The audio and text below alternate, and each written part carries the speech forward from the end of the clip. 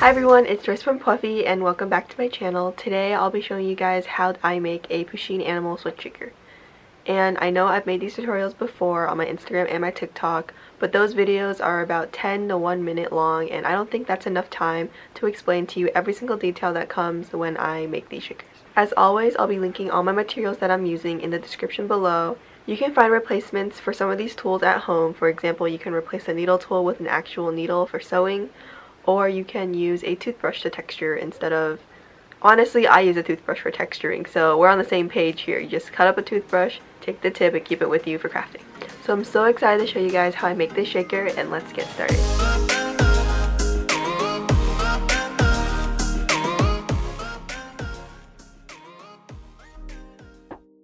To start off, you will need gray, black, light blue, and pink pieces of polymer clay. Set a good chunk of gray clay aside so you can use it to make the arms, legs, and tail later. Take the rest of the clay and roll it into a ball. Start pinching one end so it becomes more of an egg shape. Then slightly flatten it out so you can identify the front and back from the sides. If you have any dust on the surface of your clay, you can dip a Q-tip into rubbing alcohol and gently scrub off the dust particles. Take this out of a needle tool and roll it in the center of the tip of the egg. This will make the space between the ears, and you can pinch the ears to make both sides even. Press a large ball tool into the center of the clay, where the belly would be. Roll it around so you can easily pop off the clay. This is where your shaker bits will go when the shaker is complete. If there is any unevenness, you can smooth it out with your finger. Usually your palm will leave prints on the back, but they will be invisible once you glaze the piece. Use a dotting tool to make 2 holes in the face where the eyes will be. Then take a small piece of black clay and roll it onto a surface. Use an X-Acto knife to split the strand of clay into 2 symmetrical pieces. Roll these into little balls and place them into the eye holes you made earlier.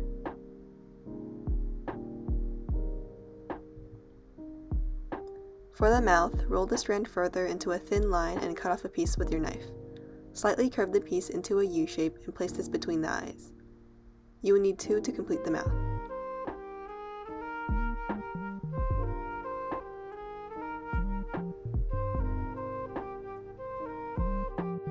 Next, for the whiskers, continue to cut off tiny strands of clay and place them on both sides of Pusheen's face.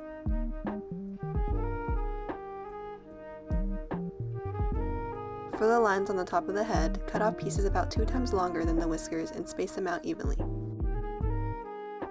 Roll out the ball of gray clay you saved in the beginning and cut off 4 symmetrical pieces of clay for the arms and legs. Roll each ball at one end into a cone and stick these onto the body.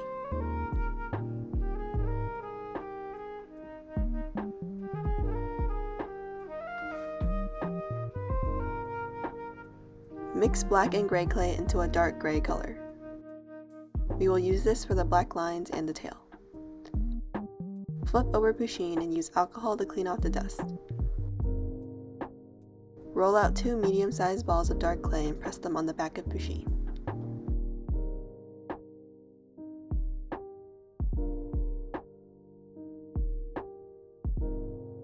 For the tail, make 2 balls of light gray clay and 2 balls of dark gray clay.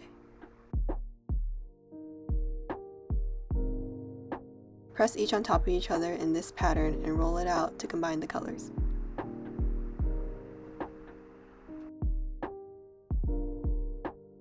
Stick this on the back of Pusheen.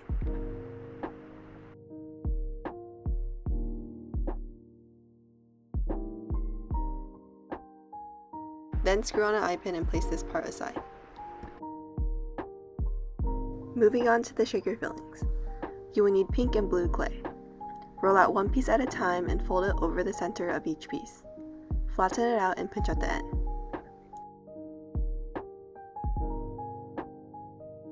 These are the pieces we made for this project, and it's time to fill the shaker. Make sure to bake your clay according to the instructions on the package, and I'll see you guys after I bake mine. Hi everyone, so this is how my piece looks after baking.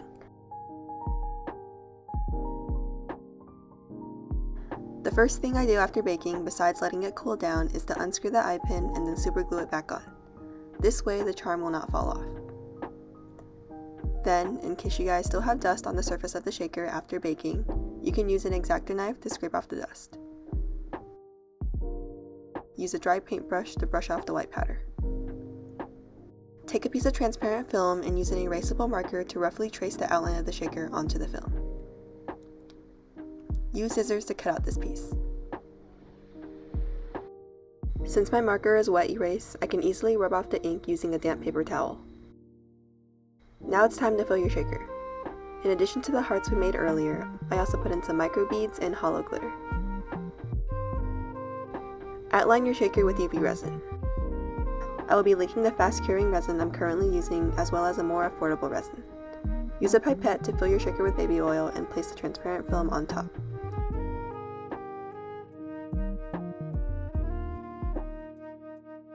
Adjust it so it covers the entire hole and cure the resin using a UV light.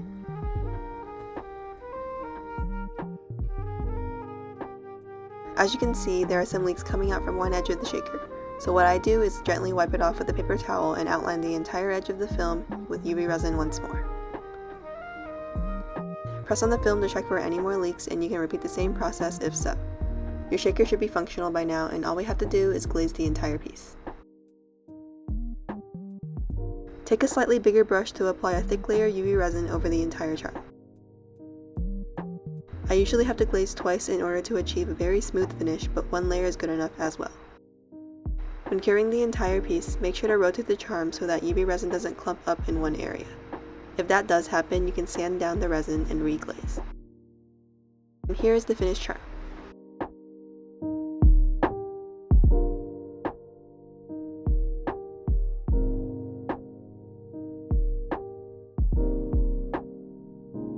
If you guys made it this far in the video, thank you guys so much for watching, and please tag me in the photos of the shakers that you make and I will respond to them. If you guys enjoyed this video and would like me to show you guys more tutorials on how to make my polymer clay charms, all I ask is for a donation of 1 like and 1 subscribe. Thank you guys so much for watching the video. I hope you guys have an amazing day and I'll see you on my next video, which, by the way, I will post at least 3 times a week. If you guys have any suggestions on how I could improve my video editing skills or my video making skills or fixing the angle that I show the camera when I'm crafting, please let me know. Leave them down in the comments. I would love suggestions because I'm just starting out and I would love to improve as fast as possible. You guys are amazing. Thank you guys for watching my videos and bye!